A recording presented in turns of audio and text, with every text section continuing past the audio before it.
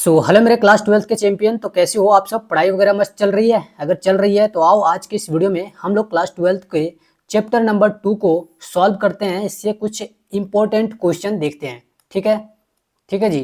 तो important question को यहाँ पे हम लोग देखेंगे चैप्टर नंबर 2 से। अब देखो, इस चैप्टर में जो मैंने क्वेश्चन लिया है वो कुछ अलग अलग चैप्टर से आएंगे। क्यों? क्योंकि इस चैप्टर के कॉन्सेप्ट से मैच करते हैं, इसलिए।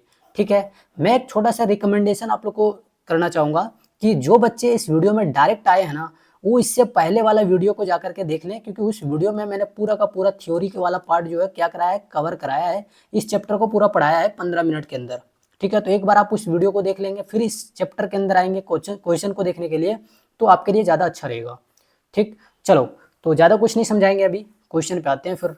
तो देखो, फर्स्ट नंबर हमारे पर क्वेश्चन है, क्या कहता है कि which of the following is not a feature of OOP. अब देखो, फीचर ऑफ ओओपी की बात हम लोग करते हैं तो हम लोगों ने पढ़ रखा है क्या क्या होता है। तो इनकैप्सुलेशन एक फीचर है, इनहेरिटेंस भी एक फीचर है, पॉलीमॉर्फिज्म भी एक फीचर है। तो भैया कौन बच गया जो फीचर नहीं है? तो कंपाइलेशन नाम का टर्म एक भी मैंने नहीं पढ़ाया आपको। ठीक है, तो यहाँ पे डी क्या हो जाएगा? सही आंसर। क्यों? क्योंकि आपको पूछा है not future, not a future, future नहीं है, ये आपको बताना है। तो क्या फीचर नहीं है? कंपाइलेशन। ठीक, आ जाओ दूसरे क्वेश्चन पे यहाँ पे हम लोग बढ़ जाते हैं। ठीक है, तो दूसरा नंबर क्वेश्चन क्या कहता है? देखो, कहता है कि what is the term for combining data. कौन सा टर्म है जो कंबाइन करता है data and the function that operate on the data into a single unit. मतलब कौन सा टर्म है जो डेटा एंड फंक्शन को ऑपरेट करता है किसी एक सिंगल यूनिट के अंदर। ठीक है, तो आओ इसे देखते हैं। देखो, इनहेरिटेंस जो होता है, इसका काम होता है किसी एक डेटा को दूसरे क्लास में ले जाना, एक क्लास से दूसरे क्लास में। एक क्लास मान लो ए है, तो और यहाँ कोई डेटा है मान लो यहाँ पे इस तरीके से, तो ए से बी में ये ले जाने का काम करेगा। कौन? इनहेरिटेंस। समझ भाई बात? इनहेरिटेंस का डिफिनेशन ही होता है the transfer of data one class to another class. ठीक है जी, चलो, तो यहाँ पे क्या हो जाएगा? इनहेरिटेंस तो नहीं होगा। इनकैप्सुलेशन, हाँ, ये डेटा को क्या करता है, और जो डेटा मेंबर और मेंबर फंक्शन होते हैं उसको क्या करता है? एक जगह रैप करता है, रैप करके रखता है। ठीक है, रैपिंग करके रखता है। तो ये सही हो सकता है, बिल्कुल ये सही हो सकता है। चलो जी, पॉलीमॉर्फिज्म का काम होता है, इसके अंदर एक एबिलिटी होता है जो किसी भी मैसेज को एक फॉर्म से ज़्यादा फॉर्म में दिखा सकता है। तो ये भी नहीं होगा। एब्स्ट्रैक्शन, ये तो इसेंशियल तुम्हारे जो होते हैं फीचर्स उसको दिखाता है without including your background detail. तो ये भी नहीं होगा। तो सही आंसर क्या हो जाएगा? बी हो जाएगा सही आंसर। ठीक है, बी आंसर क्या हो जाएगा? सही हो जाएगा यहाँ पे। चलो भैया, तो आगे बढ़ते हैं थर्ड नंबर क्वेश्चन की ओर। ठीक, तो थर्ड नंबर क्वेश्चन कहता है कि which OOP concept allow a sub class to provide a specific implementation of a method that is already defined in its super class. कह रहा है कि ओओपी का कौन सा कॉन्सेप्ट है जो अलाउ करता है सब क्लास को प्रोवाइड करने के लिए क्या? तो स्पेसिफिक इम्प्लीमेंटेशन। ठीक है, किसी मेथड का स्पेसिफिक इम्प्लीमेंटेशन कर सके, ये अलाउ कौन सा करता है? सी ओओपी का जो कॉन्सेप्ट है कौन सा कॉन्सेप्ट करता है, ये आपको बताना है। कहाँ पे? तो सुपर क्लास में। ठीक है, तो भैया देखो, अगर मैं आपसे बोलूं, अगर मैं आपसे पूछूं कि इनकैप्सुलेशन का काम क्या था, अगर मैं आपसे पूछूं इनकैप्सुलेशन का काम क्या था, तो ये रैपिंग करने का काम करता था data member and member function को। तो ये तो नहीं होगा। इनहेरिटेंस का काम क्या था? ये ट्रांसफर करता था डेटा को। लेकिन यहाँ देखो, मेथड ऑफ जो ओवरराइडिंग है, ये यहाँ पे क्या है? एक कॉन्सेप्ट है किसका? ओओपी का, जो क्या करता है? प्रोवाइड करता है सब क्लास को स्पेसिफिक इम्प्लीमेंटेशन के लिए। तो एक मेथड आपको बताना था, जो कि क्या हो जाएगा यहाँ पे? सी हो जाएगा सही आंसर। कि मेथड जो ओवरराइडिंग वाला जो मेथड होता है ना, ये एक ओओपी का कॉन्सेप्ट है, जिसमें क्या होता है कि जो सब क्लास है ये प्रोवाइड करता है स्पेसिफिक इम्प्लीमेंटेशन, एक खास तरह की इम्प्लीमेंटेशन को क्या करता है? ये प्रोवाइड करता है। तो इसका सही आंसर क्या हो जाएगा? सी हो जाएगा सही आंसर। ठीक है, चलो, तो यहाँ पे बाकी चीज़ें जो है वो गलत हो जाएंगी, तो सही आंसर हो जाएगा सी। चलो, फोर्थ नंबर क्वेश्चन की यहाँ पे हम लोग बात करेंगे। फोर्थ नंबर क्वेश्चन क्या कहता है कि what is it called when a function or operator behave differently based on the input parameter or operand। ठीक है, क्या कहेंगे इसको? जब फंक्शन जो होता है या फिर ऑपरेटर जो होता है, ये बिहेव करने लगता है डिफरेंटली, अलग तरीके से, बेस्ड ऑन किसके आधार पे? तो इनपुट पैरामीटर के आधार पे या ऑपरेंड के आधार पे। जो भी हम ऑपरेंड इनपुट करा रहे हैं या जो भी पैरामीटर इनपुट करा रहे हैं, उसके बेस पे जो फंक्शन है या ऑपरेटर है, ये अलग तरीके से बिहेव करने लगते हैं। तो उसे क्या कहेंगे, ये आपको बताना है। तो भैया इनहेरिटेंस इसका तो कोई मतलब ही नहीं है, ट्रांसफर का काम करता है। एनकैप्सुलेशन ये तो रैपिंग का काम करता है, तो ये सब होंगे नहीं। पॉलीमॉर्फिज्म जो होगा ये सही आंसर हो जाएगा। एब्स्ट्रैक्शन का भी काम यहाँ पे नहीं होगा, तो एब्स्ट्रैक्शन भी नहीं होगा, इनहेरिटेंस भी नहीं होगा और इनकैप्सुलेशन भी नहीं होगा, तो बच क्या गया सी। तो यहाँ पे सी क्या हो जाएगा सही answer. So C will be true answer for question number 4। ठीक है, चलो जी आगे बढ़ते हैं, क्वेश्चन नंबर 5 की ओर चलते हैं हम लोग। 5 में क्या कहता है कि which of the following allow object to be constructed from other object of the same class.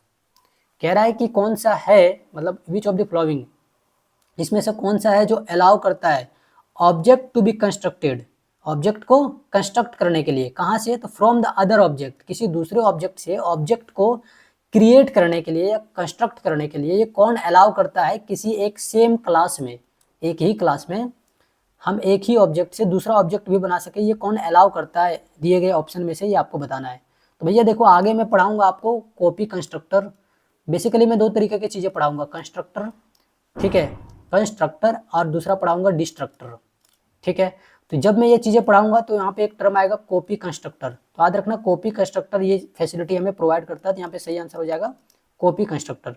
ठीक है, चलो तो इतनी बात ध्यान रखना आप, समझ में आई बात। अब बोलोगे कंस्ट्रक्टर डिस्ट्रक्टर से क्वेश्चन आ गया, अरे भैया ऑब्जेक्ट टर्म यहाँ पे यूज हो रहा है और ये हम लोगों ने पढ़ा है सेकंड चैप्टर में, तो जहाँ जहाँ इसकी कॉन्सेप्ट आएगी किसी भी चैप्टर से क्वेश्चन उठा के पूछ लेगा, बस ये कॉन्सेप्ट इंक्लूड होना चाहिए, है तो पूछ लिया।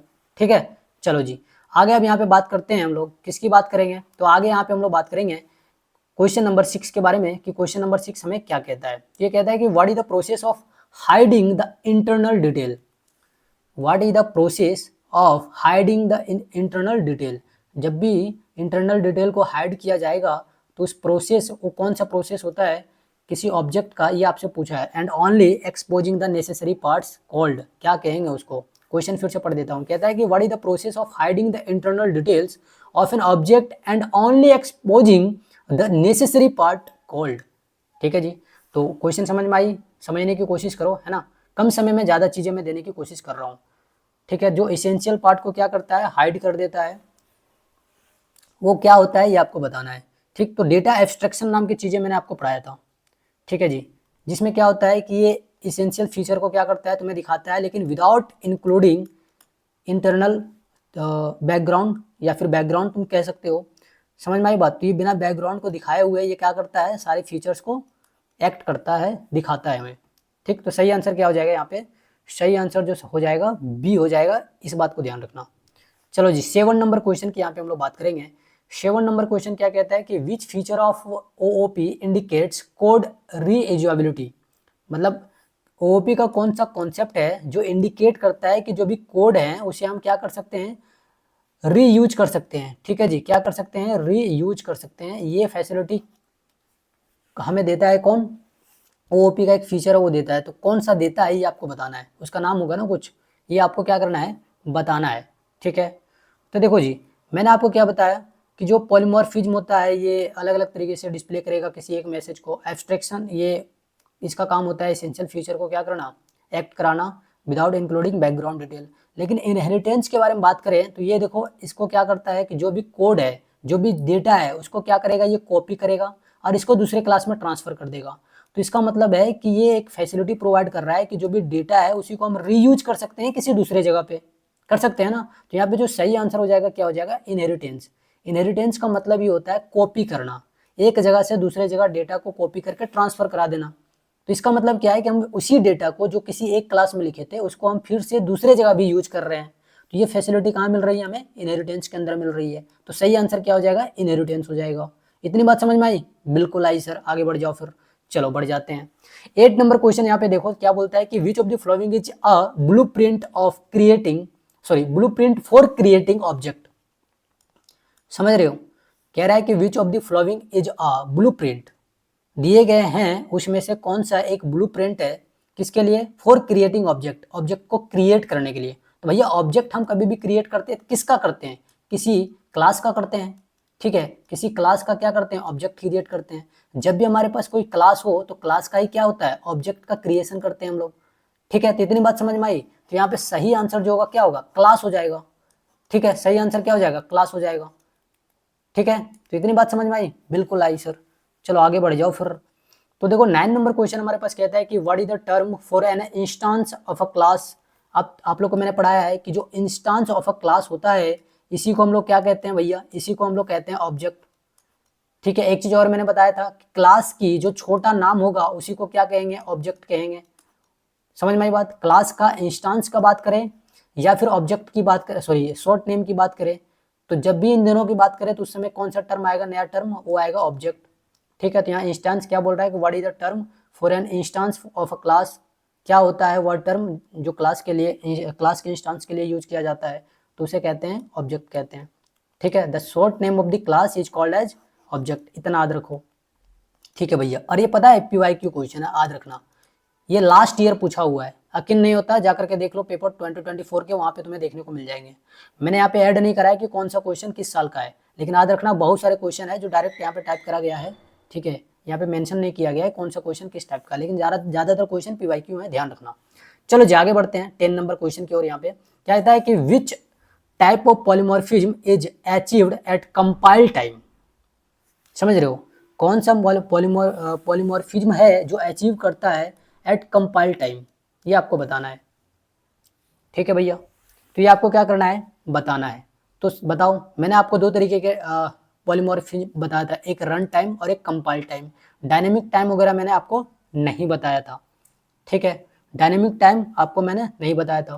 तो यहाँ बोल रहा है कि which type of polymorphism is achieved eight compile time. तो कंपाइल टाइम में हम जिस भी पॉलीमॉर्फिज्म को क्या करते हैं, अचीव करते हैं, उसे हम क्या कहते हैं, कंपाइल टाइम पॉलीमॉर्फिज्म कहते हैं। ठीक है दी, तो यहाँ क्या हो जाएगा, सही आंसर बी हो जाएगा। समझ में आई बात। चलो आगे बढ़ते हैं क्वेश्चन नंबर 11 की ओर। कहता है कि which of the following is an example of compile time polymorphism. यहाँ जो तुम्हें दिए गए हैं उसमें से बताना है कि कंपाइल टाइम पॉलीमॉर्फिज्म का एग्जांपल कौन सा है। तो कर ले जाओगे, कर लो। देखो क्या कहता है, पहला option method overriding, method overloading और operator overloading, both B and C. तो सही आंसर आपको बताना है।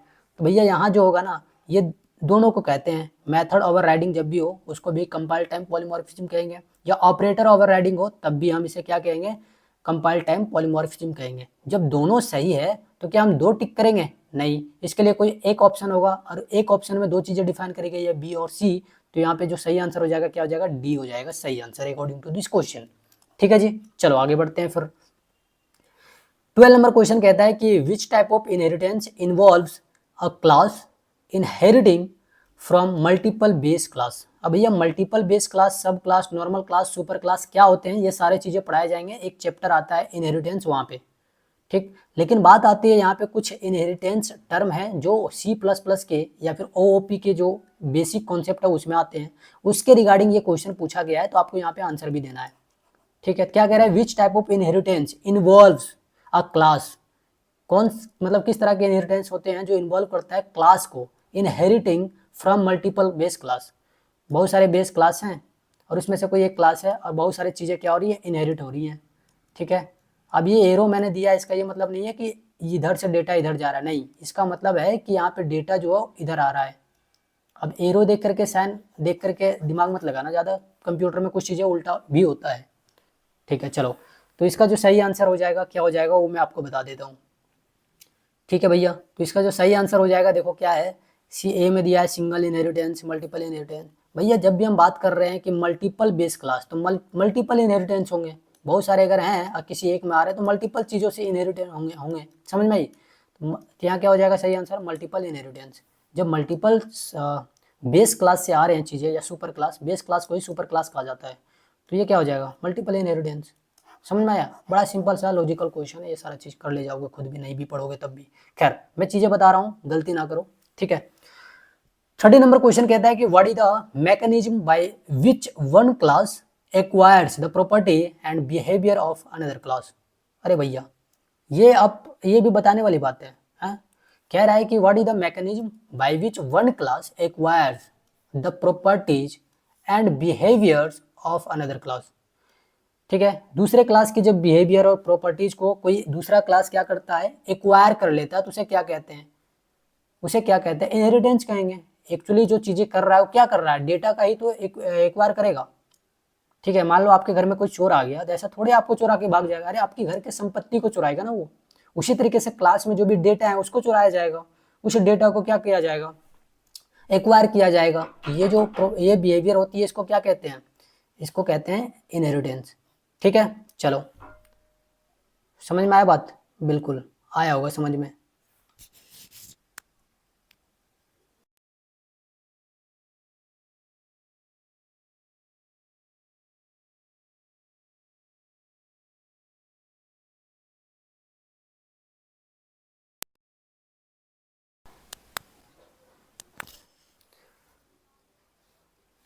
चलो भैया, तो अब आगे बढ़ जाते हैं, क्वेश्चन नंबर 14 की ओर बढ़ जाते हैं।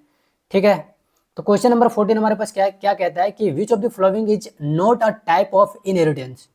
मतलब यहाँ जो तुम्हारे पास दिए गए हैं इसमें से बताना है कि कौन सा एक इनहेरिटेंस का टाइप नहीं होता है। तो देखो, सिंगल इनहेरिटेंस होता है, मल्टीपल इनहेरिटेंस होता है, मल्टी लेवल इनहेरिटेंस होता है, लेकिन देखो मॉड्यूलर इनहेरिटेंस नहीं होता। तो यहाँ पे सही आंसर क्या हो जाएगा, डी। क्योंकि क्या बोला ऑप्शन नो, समझ में आया बात, बोला है कि कौन नहीं है।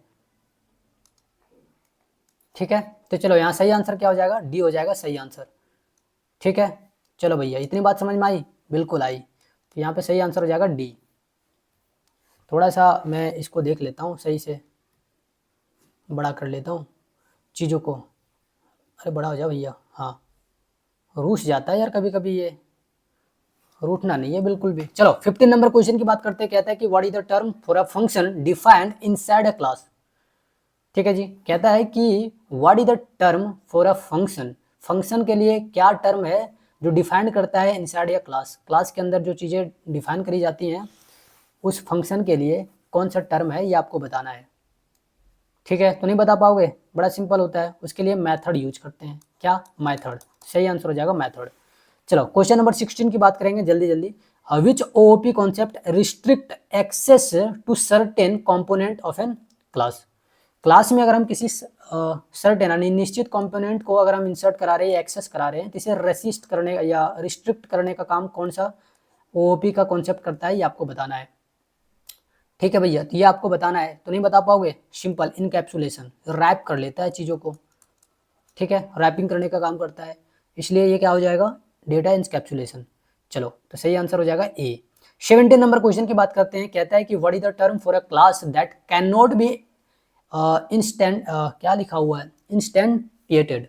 ठीक है, तो देखो इसके लिए जो सही आंसर हो जाएगा क्या हो जाएगा, अब इंस्टेंटिएटेड यहाँ पे जो बोला है, कौन सा टर्म है जो क्या करता है, कैन नॉट बी इंस्टेंट, फिर से पढ़ देता हूँ, what is the term for a class that can not be instantiated. ठीक है, तो कौन सा टर्म है ये आपको बताना है, कौन सा टर्म है जो इंस्टेंटेड कर ही नहीं सकता। ठीक है, तो ये आपको बताना है, तो इसका सही आंसर क्या होगा, abstract data, sorry abstract class. समझ में आई बात। तो ये सारी चीज़ें हैं जो आप पढ़ोगे अगले चैप्टर में, कुछ कुछ बातें हैं जो इसके बारे में और भी डिटेल से पढ़ाया जाएगा। 18 नंबर क्वेश्चन की बात करते हैं। कहता है कि which of the following allow a class to have multiple methods with the same name but different parameter.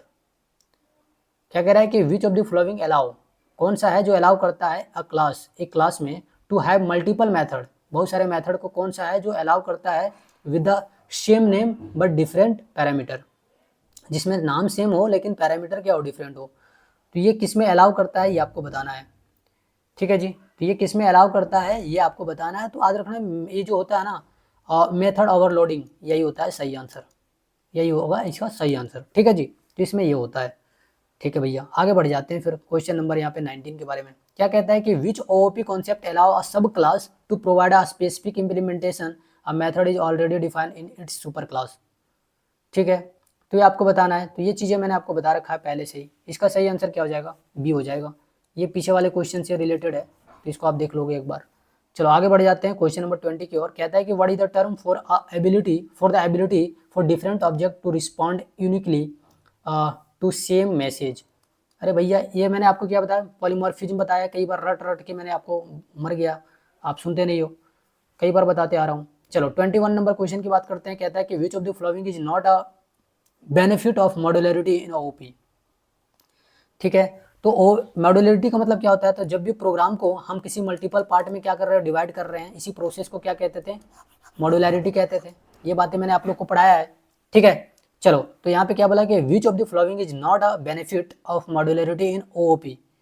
ठीक, तो यहाँ देखो सही आंसर क्या हो जाएगा। ऑप्शन ए में दिया है इम्प्रूव्ड कोड रीअडेप्टेबिलिटी, बी में है ईजियर मेंटेनेंस, सी में है increase code redundancy. Data redundancy एक टर्म पढ़ाऊंगा, ठीक है, उसको ध्यान रखना। इनहेंस्ड कोड कोड रीयूजेबिलिटी, ठीक है जी, इनहेंस कोड रीयूजेबिलिटी। ठीक, तो आपको सही आंसर यहाँ पे क्या करना है, बताना है। तो यहाँ सही आंसर हो जाएगा increase code redundancy, data redundancy आ गया, एक टर्म पढ़ाएंगे, लेकिन यहाँ पे सही आंसर क्या हो जाएगा, सी हो जाएगा। इतना बात ध्यान रखोगे। ठीक, आगे देखो क्वेश्चन नंबर 22 में क्या कहता है कि what is the term for a function that initialises an object. जब ऑब्जेक्ट को इनिशियलाइज किया जाता है, शुरुआत किया जाता है, तो उसके लिए कौन सा टर्म यूज किया जाता है, ये आपको बताना है। ठीक है, तो इसके लिए कौन सा टर्म यूज किया जाता है, ये आपको बताना है। तो इसके लिए जो टर्म यूज किया जाता है उसे कहते हैं कंस्ट्रक्टर। क्या कहते हैं, कंस्ट्रक्टर कहते हैं, ये बात को ध्यान में रखोगे। चलो आगे बढ़ते हैं फिर क्वेश्चन नंबर 23 की ओर। कहता है कि which of the following is a mechanism to achieve run time polymorphism in C++। ठीक है, तो ये आपको बताना है कि कौन सा यहाँ पे टर्म है या कौन सा मैकेनिज्म है जो अचीव करता है रन टाइम पॉलीमॉर्फिज्म C++ के अंदर। ठीक, तो ये आपको बताना है। तो यहाँ पे सही आंसर क्या हो जाएगा, वर्चुअल फंक्शन। अब भैया वर्चुअल फंक्शन क्या होता है बता दिया जाएगा आगे, अभी फिलहाल सुन लो। अब कुछ एक्स्ट्रा क्वेश्चन भी है इसमें जो बाकी चैप्टर से जोड़े गए हैं, वो सारा चीज़ मैं इसमें बता रहा हूँ, थोड़ी सी कन्फ्यूजन हो सकती है। ठीक है, चलो 24 नंबर क्वेश्चन की बात करते हैं। कहता है कि which OOP concept is demonstrated by the ability to use a single interface to represent different underlying data type. कह रहा है कि which OOP concept is demonstrated by the ability to use a single interface to represent different underlying data types. तो भैया यहाँ पे option दिए गए हैं, क्वेश्चन को समझ में आ गया? अगर आ गया तो आप एक बार खुद से पढ़ा करो, ठीक है, खुद से एक बार आप वीडियो को पॉज करके क्वेश्चन को पढ़ा करो और फिर आंसर किया करो। ठीक, तो इसका जो सही आंसर होगा ये आपको बताना है। तो देखो इनकैप्सुलेशन की बात करते हैं तो यहाँ पे तो ये रीयूज की तो बात ही नहीं करता है। रीयूज की जब भी हम बात करते हैं या सिंगल एबिलिटी की बात करते हैं, सिंगल छोड़ दो, जब भी हम एबिलिटी की बात करने लग जाते हैं तो एक ही टर्म आता है सामने, वो आता है पॉलीमॉर्फिज्म। ठीक, तो इतना आंसर तुम्हें समझ में आना चाहिए, डिफिनेशन चाहिए, पढ़ोगे तो समझ में आएगा। What is the term, 25 number question है, कहता है कि what is the term for the ability to define multiple method which the same name but different implementation. भैया देखो यहाँ पे क्या हो जाएगा सही आंसर, ये आपको बताना है। ठीक है, तो यहाँ पे आपको सही आंसर क्या करना है, बताना है। तो मैं हमेशा एक चीज़ बता रहा हूँ कि जब भी एबिलिटी के साथ मल्टीपल मेथड की बात करें और सेम नेम की बात करें तो हमेशा याद रखना ओवरलोडिंग। क्या याद रखोगे, ओवरलोडिंग। चलो 26 नंबर क्वेश्चन की बात करते हैं। विच of the following is not a type of polymorphism. तो भैया देखो मैंने आपको रन टाइम पढ़ाया था, ठीक है, कंपाइल टाइम पढ़ाया था, समझ में आई बात, और इसके अलावा मैंने आपको नहीं पढ़ाया है। तो सर सही आंसर क्या होगा, अब देखो रन टाइम यानी मूवमेंट, तो यहाँ डायनेमिक को मूवमेंट से जोड़ के देखो तो ये तो होगा, तो फिर कौन सा बच गया, तो स्टैटिक। तो स्टैटिक मैंने आपको नहीं बताया है क्योंकि स्टैटिक जो होता है ये पॉलीमॉर्फिज्म का पार्ट ही नहीं होता। तो यहाँ पे सही आंसर क्या हो जाएगा, सी हो जाएगा। ठीक है, सही आंसर क्या हो जाएगा, सी हो जाएगा, इस बात को ध्यान रखोगे आप। ठीक है, चलो आगे बात करते हैं 27 नंबर क्वेश्चन की। कहता है कि what is the term for a class that is derived from another class. ठीक है, कह रहा है कि जो क्लास है उसके लिए कौन सा टर्म यूज होता है जो किसी दूसरे क्लास से क्या होता है, डिराइव्ड होता है। तो भैया देखो बेस क्लास ये किसी से डिराइव नहीं होता, पेरेंट क्लास और बेस क्लास एक ही होता है। सुनो, base class, parent class, super class ये एक ही नाम है, या कई बार इसको जो है ना एब्स्ट्रैक्ट क्लास भी कह दिया जाता है। ठीक, तो यहाँ पे जो आपको पूछा है सही आंसर कि किसी क्लास से जो चीज़ें ड्राइव होती है उस क्लास को क्या कहते हैं, तो चाइल्ड क्लास कहते हैं। ठीक है जी, चाइल्ड क्लास। और इसको और जो सुपर क्लास होता है कि उसको कई बार एब्स्ट्रैक्ट क्लास भी कहते हैं। ठीक है, तो ये तीनों एक ही नाम है, समझ में आया बात, इसको मिला करके तुम सुपर क्लास कह सकते हो, कोई दिक्कत नहीं है। अब आगे पढ़ाऊंगा ये सारा टर्मिनोलॉजी, अभी टेंशन बिल्कुल भी मत लो। तो एक ऐसा क्लास पूछा है जो दूसरे क्लास से मिल करके बना है, तो उस क्लास को क्या बोलेंगे, चाइल्ड क्लास कहेंगे, या इसी को डिराइव्ड क्लास भी कहते हैं।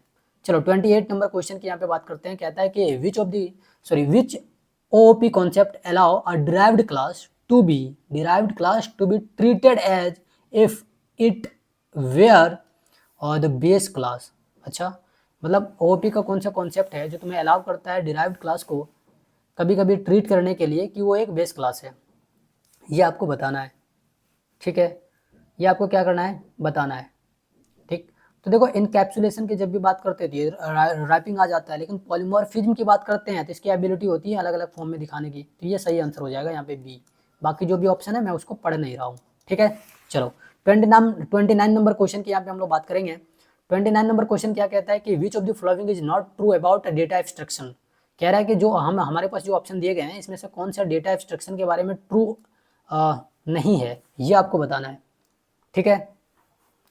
समझ में आया बात। तो देखो अगर मैं बात करूं, कहता है कि जो डेटा एब्स्ट्रक्शन है it is use to hide implementation detail. अरे भैया कैसे हाइड करेगा, ये नहीं करेगा। It exposes only essential feature. हाँ ये क्या करता है, मतलब ट्रू बोला है ना, हाँ तो ये चीज़ें तो दिखाता है, ये भी दिखाता है, ठीक है। अब सी में क्या है, इट इम्प्रूव्स कोड्स मेंटेबिलिटी। हाँ बिल्कुल ये भी करता है, ठीक है। तो बोल रहा है कि कौन सा है जो ट्रू है, किसके बारे में, डेटा एब्स्ट्रक्शन के बारे में। तो भैया फिर सब हो जाएगा, देखो ऊपर 3 है मतलब नीचे बोला ऑल द अबव, तो सभी के सभी हो जाएंगे। तो यहाँ सही आंसर क्या हो जाएगा, डी, ऑल द अबव, ठीक है, ऑल द अबव हो जाएगा। चलो 30 नंबर क्वेश्चन की यहाँ पे हम लोग बात करते हैं। कहता है कि which keyword is used in C++ to define an abstract class. Abstract class के लिए कौन सा कीवर्ड है जो C++ के अंदर डिफाइन किया गया है। सीधा समझो कि जो एब्स्ट्रैक्ट क्लास होता है ना, इसका कीवर्ड क्या है, बस ये आपको याद रखना है। तो क्या होता है आप जानते हो, कमेंट में बताओगे, छोड़ दें या तुमको बता दें, ठीक है। तो देखो एब्स्ट्रैक्ट क्लास की जब भी हम कीवर्ड की बात करें तो इसके लिए जो कीवर्ड लिखा जाता है उसे कहते हैं वर्चुअल। क्या कहते हैं, वर्चुअल कहते हैं, याद रखना क्या कहते हैं, वर्चुअल कहते हैं, ठीक है। तो वर्चुअल कीवर्ड किसके लिए यूज किया जाता है, ये एब्स्ट्रैक्ट क्लास के लिए। तो याद रखना यहाँ पे सही आंसर क्या हो जाएगा, ए हो जाएगा, ठीक। तो इस तरीके से मैंने सेकंड चैप्टर के एमसीक्यू और थ्योरी दोनों कर लिए हैं 2 वीडियो में, ठीक है। तो अब क्या करना है आपको, कुछ नहीं करना, आपको सिंपली इस वीडियो को क्या करना है, शेयर करना है अपने सभी ग्रुप में अपने दोस्तों के पास। और अच्छी लगी वीडियो तो लाइक करना है, कुछ चीज़ें समझ में नहीं आई या कुछ पूछना चाहते हो तो उसके लिए कमेंट करना है, ठीक है जी।